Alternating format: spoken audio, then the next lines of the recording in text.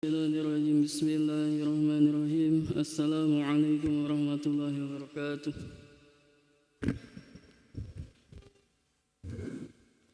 Alhamdulillah. Alhamdulillahirabbil alamin. Salatu wassalamu ala sayyidina wa maulana Muhammadin wa ala alihi washabihi ajmain.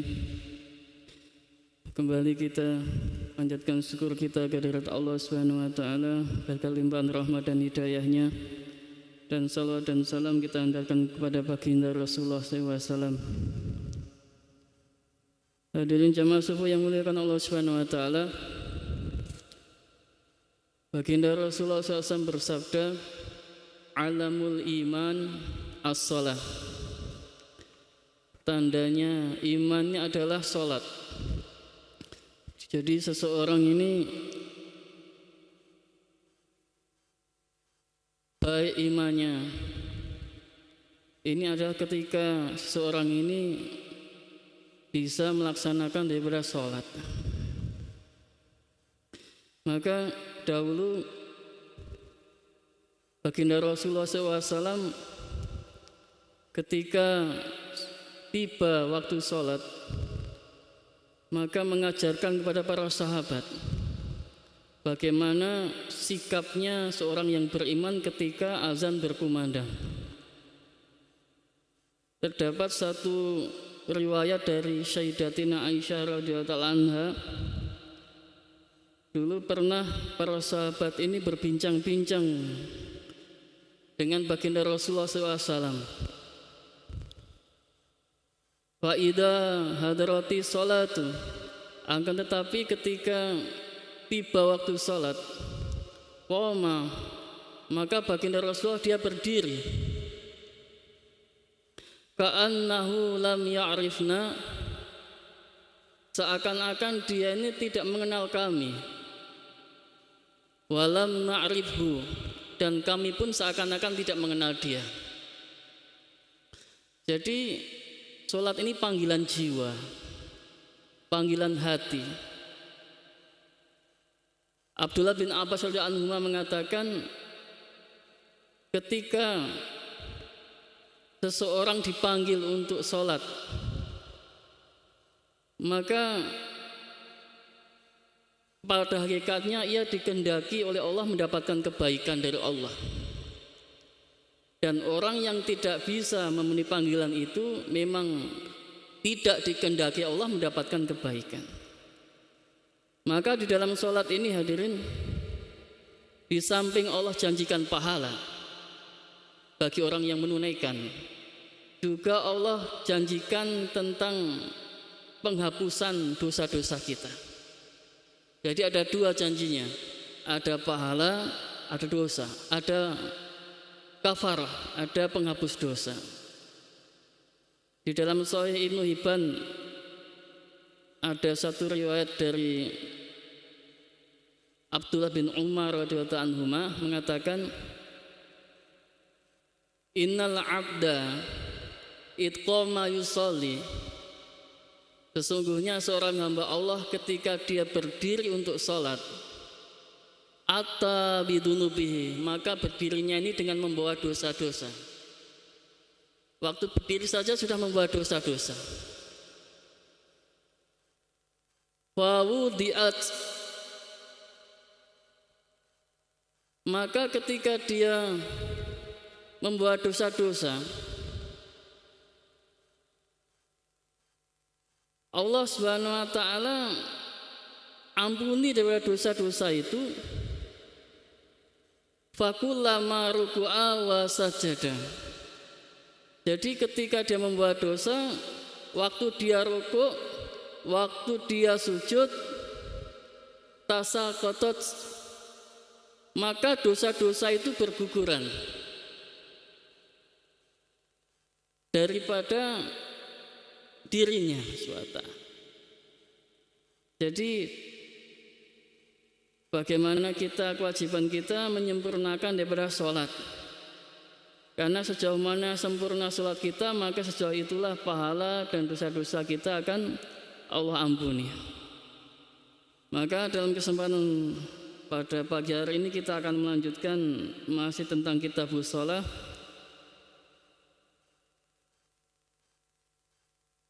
Faslun fima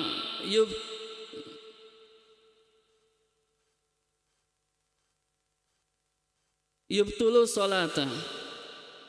Pasal yang menerangkan tentang perkara yang membatalkan sholat.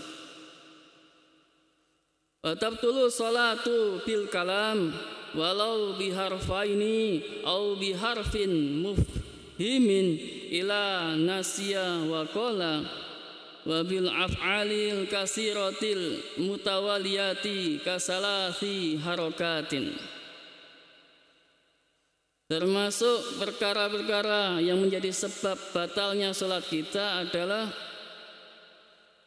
berbicara dengan sengaja, walau biharfaini au biharfin mufhim,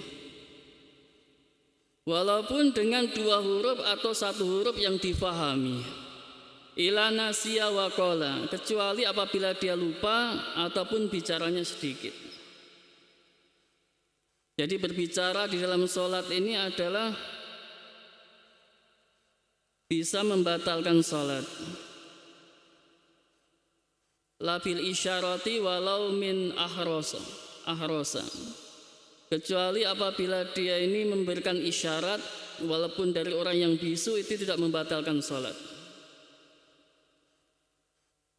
Yang dimaksud ila inasya, apabila dia lupa ini adalah mungkin wakada ina jahilan, dia ini tidak tahu, tidak pernah belajar tentang perkara yang membatalkan sholat. Idza qaruba islamu, atau dia ini seandainya dia ini baru masuk Islam, jadi dia belum ada kesempatan untuk belajar sholat. Fala tabtulu, maka tidak batal sholatnya. Jadi dahulu di dalam Sahih Muslim ada dikisahkan seorang sahabat namanya Muawiyah bin Hakam As-Sulami. Takalama jahilan, maka ketika dia masih belum tahu bahwasanya berbicara ketika sholat ini dilarang, maka dia bicara ketika sholat. Jadi ketika diingatkan sahabat, dia berkata para sahabat yang melihatnya, mengisyaratkan pada dia, wasu'la ummahu, demi ibuku yang telah tiada, masa nukum tang zoruna ilaya, apa kepentinganmu, apa urusanmu melihat-lihat aku. Maka selepas berbicara seperti itu dalam sholat, maka dia meneruskan sholatnya. Tapi anehnya, walam ya'muru bil iyadah, baginda Rasul ini tidak menegur dia, bahkan tidak menyuruhnya untuk mengulang sholatnya, karena dia tidak tahu. Jadi berbicara ketika sholat tidak batal ketika dia tidak tahu. Tapi kok kita sudah tahu, walau biharfa ini dua kata, ada di Arab ini namanya bahasa amiyah, bahasa penduduk setempat. Ada fuso, ada amiyah. Amiyah ini bahasa logat. Jadi ada namanya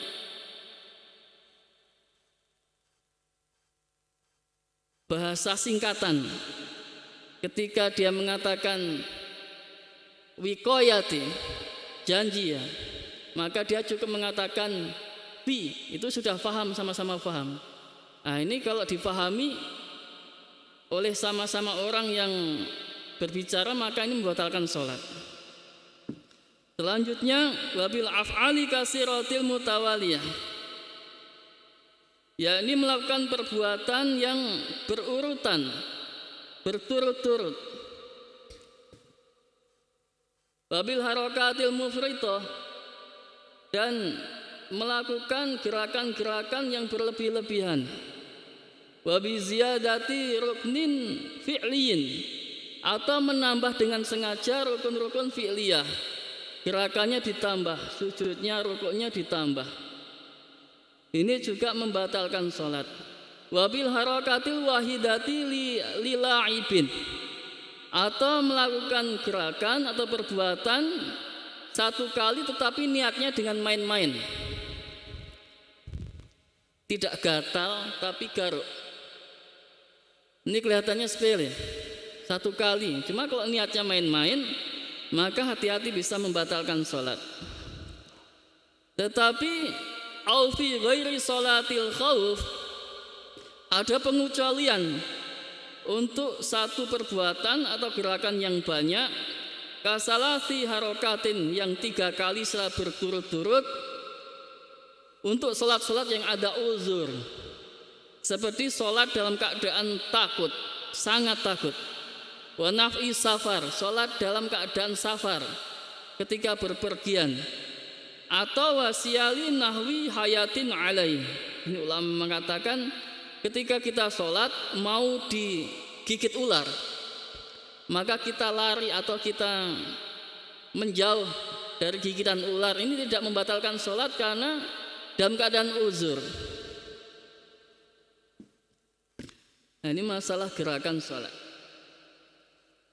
Selanjutnya wabil ukuli wa syurbi ila nasiya wa qala.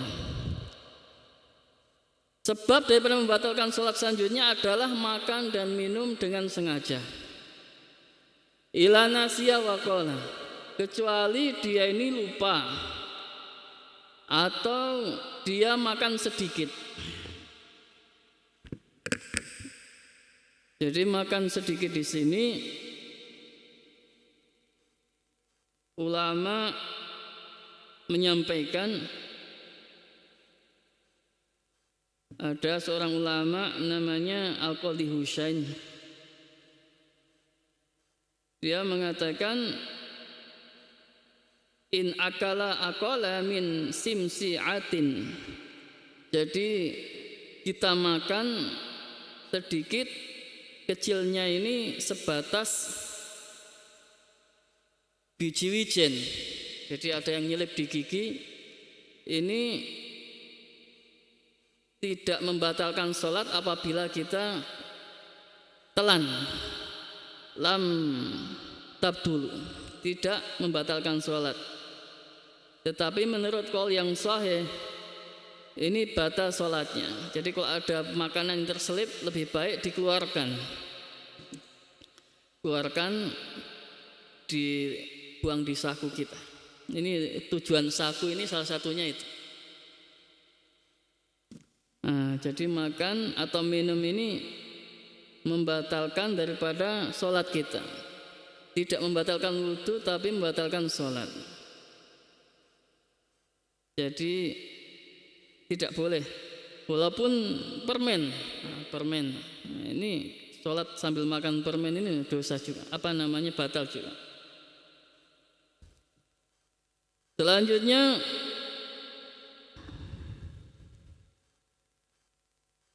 wa taghyiru niyah, ya ini masalah merubah niat. Merubah niat ketika sholat ini akan menjadi batal. Wa biniyati qad'i sholah, niat untuk memutus sholat. Saya tidak jadi sholat, ini sudah batal. Wa bitaqli ki qad'iha, atau dia ini memutus, ragu-ragu ini mau lanjut apa tidak.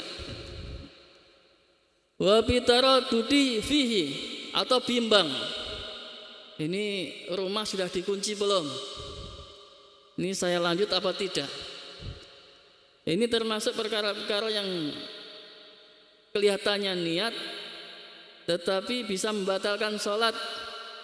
Maka di dalam niat ini ada namanya ihtidori qalbi, menguatkan hati. Bila kita ini hatinya kuat, tidak berubah-ubah niat kita, bisa khusyuk, maka kita perkuat daripada niat kita ini dengan membuat amalan-amalan sebelum sholat. Terus selanjutnya wahuduthi najasah, adanya daripada najis. Apabila kita ini selesai sholat baru sadar ada najis, maka sholat kita batal. Najis yang tidak dimaafkan. wal hadasu, dan berhadas. Kita hadas kecil maupun hadas besar ini bisa membatalkan sholat.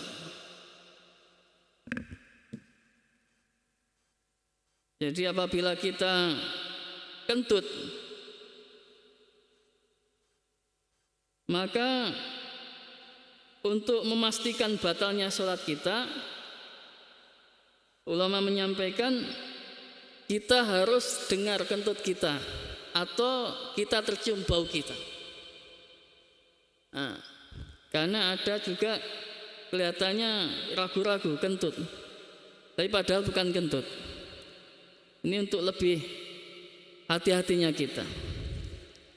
Terus yang terakhir perkara yang membatalkan sholat, babi ayam dia ruknun ma'asyaki finiyatil taharumi au yatulu zamanu syaki.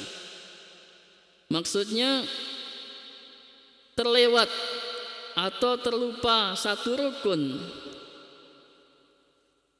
yang disertai dengan keraguan finiyati taharum. Finiyati taharum ini adalah keraguan niat ketika awal sholat, ketika takbiratul ihram. Ini hati-hati, namanya was-was. Was-was ketika sholat ini adalah tala'ubi syaiton, adalah godaan syaiton. Makanya ada orang yang sholat Allahu Akbar tidak khusuk-khusuk. Ini adalah bagian dari tala'ubi syaiton. Maka perlu kita berihtidor qalbi, kuatkan hati kita. Salah satu menguatkan niat ini adalah usolli. Kita jaharkan niat kita ini untuk menguatkan hati, menguatkan niat kita. Ya, ini terlewat satu rukun yang disertai dengan keraguan terhadap niatnya dalam waktu yang lama. Di sini bahasanya kama lau syaki hal nawal duhron aw ashron. Seperti kita ini ragu-ragu, ini yang sholat yang saya kerjakan ini niatnya tadi duhur apa asar. Nah, ini termasuk keraguan ini yang bisa membatalkan sholat. Jadi harus jelas kita sholat, usolnya ini harus jelas. Maka ini perkara-perkara yang membatalkan ini harus kita hindari. Termasuk tambahan di sini adalah wal kohkohatu, tertawa, terbahak-bahak. Ini juga bisa membatalkan sholat. Kalau cuma tersenyum tidak. Juga tertawa, terbahak-bahak, ini bisa membatalkan sholat. Wastidbaru kiblah, membelakangi kiblat, memunggungi kiblat, tidak mustaqbilal kiblati. Ini juga membatalkan sholat.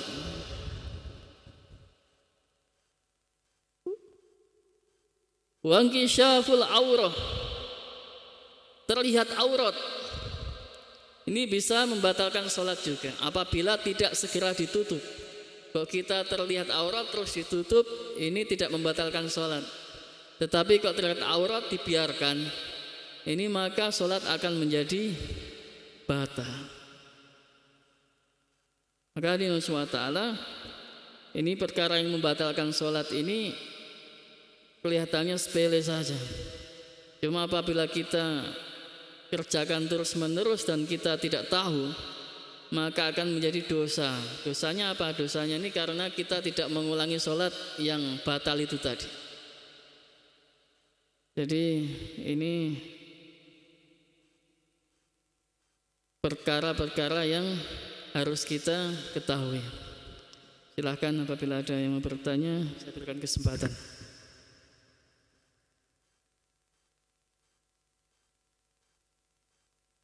Ya, ada Pak?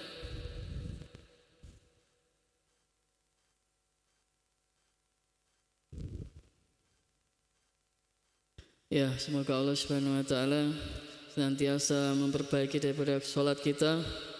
Jadi khusyuk ini bukan dari pikiran kita sendiri, tetapi ini adalah satu usaha kita bagaimana menghadirkan daripada keagungan Allah di dalam sholat kita, sehingga sholat kita ini bisa mendatangkan daripada keberkahan, mendatangkan daripada islah dalam diri kita, sehingga kita ini bukan asal sholat, tetapi sholat dengan dikerjakan dengan khusyuk wal khudu', khusyuk dan khudu' sebagaimana apa yang telah dicontohkan oleh baginda Rasulullah SAW. Jadi dahulu ini ada sahabat yang ketika siang hari sholatnya rajin, tetapi ketika malam hari ini mencuri, maka dilaporkanlah itu kepada baginda Rasul. Maka baginda Rasulullah SAW bersabda, kalau sholatnya itu betul-betul khusyuk, betul-betul khudu', ikhlas, maka suatu saat nanti perbuatannya yang mencuri itu akan hilang dengan sholat.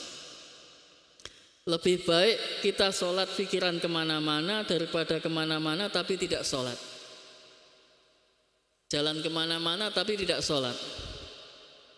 Lebih baik kita ini sholat tapi pikiran kemana-mana, karena usaha, khusus ini usaha. Semoga Allah Subhanahu wa taala terima daripada salat kita. Amin ya rabbal alamin. Subhanakallahumma wa bihamdika asyhadu an la ilaha illa anta astaghfiruka wa atubu ilaik. Assalamualaikum warahmatullahi wabarakatuh.